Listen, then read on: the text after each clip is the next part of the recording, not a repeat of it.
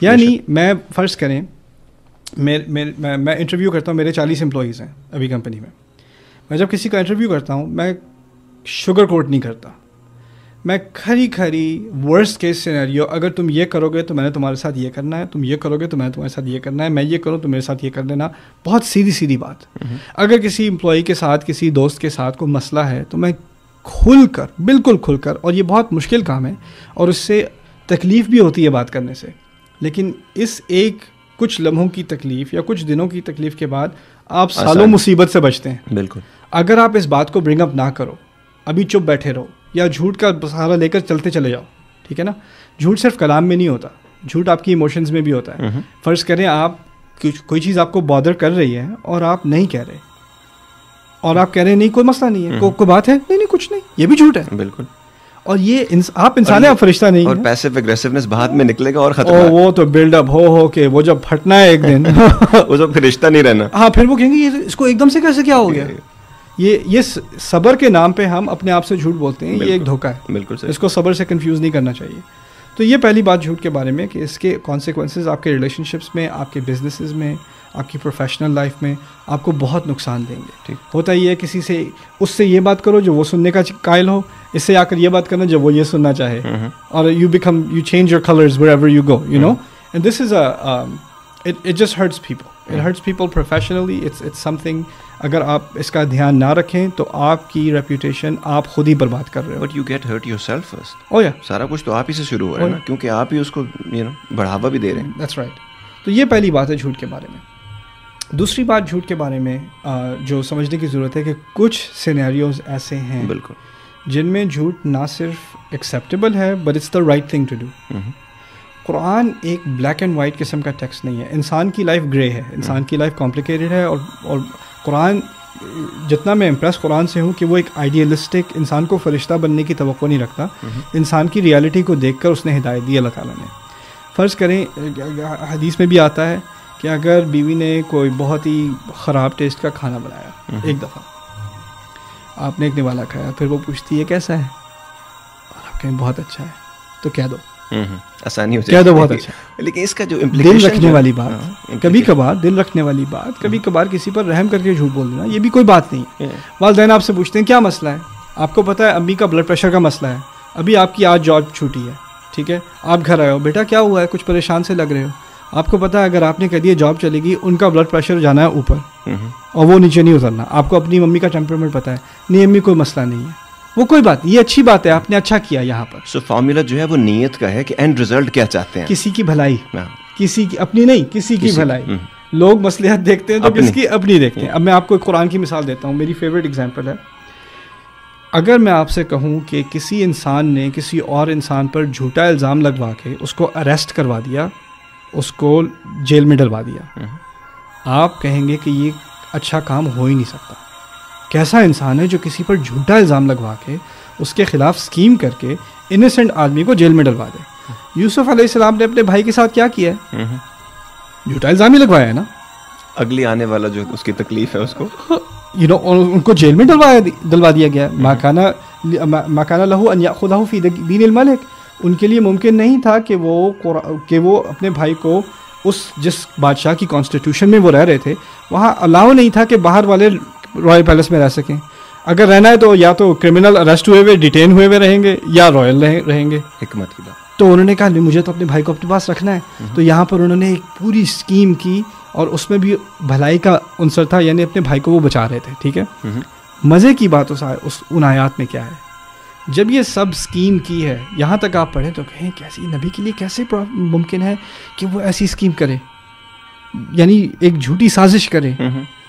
اگلے الفاظ I literally fell off my chair کذالک کدنا لیوسف, اسی طرح ہم نے, اللہ تعالیٰ اپنے بارے میں کہہ رہے ہیں, ہم نے یوسف کے لیے اسکیم بنائی. حکمت. یہ اسکیم یوسف کی طرف ایٹریبیوٹ ہونے کے بجائے اللہ تعالیٰ کی طرف ایٹریبیوٹ ہے, اور پھر بعد میں ریشنل بھی اللہ تعالیٰ کی طرف سے دیا گیا ہے. کہنے کا مقصد یہ ہے کہ لائف از کمپلیکیٹڈ. کبھی کبھار ہوتا ہے کہ انسان کو کچھ بات چھپانی پڑتی ہے, اچھی کسی کی بھلائی دیکھتے ہوئے, بھلائی کو مد نظر رکھتے ہوئے. اتنی حد تک دین از پریکٹیکل. اس کے علاوہ جو ہماری جو جھوٹ کی عادتیں ہیں, چلتے پھرتے جھوٹ آپ. ہاں آپ لیٹ آئے ہیں کبھی یا آفس میں لیٹ آئے, ٹریفک بہت تھی, ٹریفک کوئی نہیں تھی, آپ دیر سے اٹھے ہو, بس کہہ دو دیر سے اٹھا ہوں, ٹھیک ہے بےزتی ہو جائے گی تھوڑی دیر کے لیے, لیکن اس سے بلکہ آپ کی زیادہ عزت ہوگی کہ انسان جھوٹ نہیں بولتا, سچ بولتا ہے, صاف صاف کہہ دیتا ہے میں دیر سے اٹھا تھا, یو نو. دوسری ابھی جو آپ نے نا, ہم نے آگے بات کرنی ہے, رب جب کہتا ہے کہ میں تمہارا رب زبردست ہے اور حکمت والا ہے, یہ جو ابھی آپ نے بات کی نا اس میں حکمت سامنے ہے, تو فالوورز میں حکمت نظر نہیں آ رہی مجھ میں, ٹھیک ہے, وہ اس کے بارے میں ہم بعد میں بات کرتے ہیں. لیکن ایک اور پوائنٹ جہاں پہ ہم نے تکبر کی تھوڑی دیر پہلے آپ نے بات کی تھی, جو کہ بڑی مستند حدیث ہے کہ اونٹ جو ہے وہ سوئی کے ناکے میں سے گزر سکتا ہے, لیکن متکبر آدمی جو ہے وہ جنت کی شکل نہیں دیکھے گی. ہاں جی. اور یہ جو تکبر ہے ہم لوگوں کا, ہم لوگ سمجھ نہیں پاتے.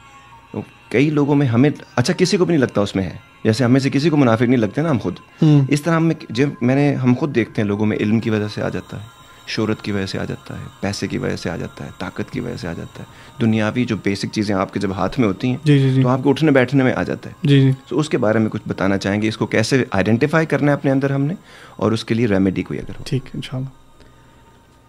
بتا ہم سب کو تکبر سے بچائے. پہلی بات, تکبر کا تعلق اصل میں نہ لوگ سمجھتے ہیں کہ اس کا تعلق پیسے سے ہے یا دولت سے ہے یا شہرت سے ہے. اصل میں ان چیزوں کا تعلق ان میں سے کسی چیز سے نہیں.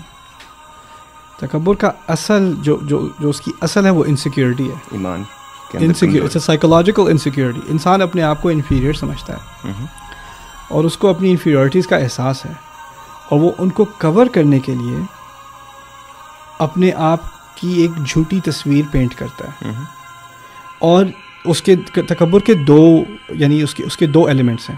ایک ہے اپنے بارے میں بڑھا چڑھا کر ایک تصویر اپنے لیے بھی کھینچنا اور دوسروں کے لیے بھی کھنچوانا, اور دوسری ہے کہ اپنی ویلیو کبھی نظر نہیں آئے گی جب تک کسی اور کو نہ گرا دو.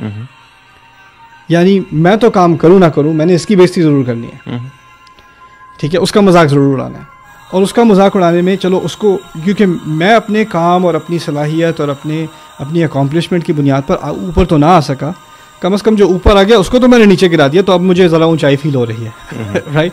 یہ دو مینیفیسٹیشنز ہوتی ہیں تکبر کی. اب اس میں آپ کو فرعون ہونے کی ضرورت نہیں ہے. آپ کا تکبر اگر آپ کا ایک نارمل ریگولر آدمی, ہاں نارمل ریگولر آدمی ہے, وہ کوئی ٹیکسی ڈرائیور ہے, کوئی اس کا ایک چھوٹا سا اسٹوڈیو اپارٹمنٹ ہے, وہ اس اپارٹمنٹ میں جا کر اپنی بیوی کے ساتھ بھی فرعون بن سکتا ہے. اس کی دنیا میں کوئی حیثیت کہیں اور نہیں ہے, لیکن اس چھوٹی سی دنیا کے اندر وہ بھی ایک فرعون بنا ہوا ہے. سو تکبر کا تعلق پہلی بات ایک انسان کی اپنی انسیکیورٹی سے ہوتا ہے, ڈیزائر فار کنٹرول, کسی اور کے اوپر اپنی سلطنت قائم کرنا, ان سے اپنی مرضی کے کام نکلوانا, اور ایک احساس ہوتا ہے انسان کو کہ میری اپنی کوئی ویلیو نہیں کرتا, میری قدر نہیں کرتا. تکبر کی جو سب سے بڑی مینیفیسٹیشن ہوتی ہے وہ غصہ ہوتی ہے, ٹھیک ہے. انسان کو جب آسانی سے غصہ آ جائے اور آسانی سے وہ بھڑک جائے, یہ تکبر کی سب سے بڑی علامت ہے. اسی لیے والدین کے سامنے جو خاص اہتمام سے, اور ٹھیک ہے ان سے بہترین سلوک کرو, غصہ مت کرنا, اف تک نہ کہنا. وہ کیوں کہا گیا ہے؟ کیونکہ والدین کے سامنے اپنے آپ کو اگر تم نے بڑھا چڑھانے کی کوشش کی تو اس سے بڑا جرم تمہارے سامنے کوئی نہیں ہو سکتا. فلا تقل لهما اف ولا تنهرهما وقل لهما قولا کریما. پھر یہ انسیکیورٹی والے میں نے بات کی نا, یہ اصل میں نے قرآن سے سیکھی, سائیکالوجی سے نہیں. اخذته العزة بالاثم. اللہ تعالیٰ کہتے ہیں جب اس کی کوئی تنقید کی جاتی ہے, جب اس سے کہا جاتا ہے خدا کا خوف کر, تو اس کو اپنی غلط عزت کا احساس پکڑ سا لیتا ہے, اور وہ پھر ایک گناہ گاری انداز میں اس کا جواب, اخذت العزت بالاثم, یعنی کسی نے مجھے کہہ کیسے دیا. اصل جو تکبر ہے وہ ایک طرف تو اپنی اس کو ہم سمپلی پرائڈ کہہ دیتے ہیں, it's the inability to take criticism. Inability to take criticism. آپ نے بہت اچھا لفظ یوز کیا یہاں, غلط عزت, اس کو انگلش میں فالس پرائڈ کہتے ہیں. بہت ہی پرفیکٹ طریقے سے اس کے ساتھ آیا, اور وہ آدمی جو ہے پھر فلیئر اپ ہو جاتا ہے. آپ کو اس کی کوئی حیثیت ہونے کی ضرورت نہیں ہے. دیکھیے مجھے لوگ آ کر ہر طرح کے لوگ ملتے ہیں, وہ لوگ بہت اپریشیٹ کرتے ہیں, محبت کرتے ہیں, کچھ لوگ شدید قسم کی نفرت کرتے ہیں, ایسے لوگ بھی ملتے ہیں, نفرت کرتے ہیں. او یا کچھ لوگ ہوتے ہیں جو دنیا ہر رنگ کے پھولوں سے بنی ہوئی ہے. جو وہ خواہ مخواہی جو آگے نا, تو کون میں خواہ مخواہ, اور آگے آپ کی نا ساتھ سختی شروع کر آ کے. میں نے ایک دفعہ خطبہ دیا تھا, مجھے یاد پڑتا ہے کہ شکاگو میں نے خطبہ دیا تھا. ایک صاحب آئے, ہاتھ پکڑا, ہاتھ ملانے کے لیے, باقی سب سلام کر رہے تھے, انہوں نے ہاتھ پکڑا, زور سے دبایا اور پھر کھینچا اپنی طرف اور کہا تم منافق ہو اور I'll see you in hell. Okay, so he was confirmed actually that he was going to be yeah, in hell. So then I looked at him like, why do you want to see me? Just enjoy it alone.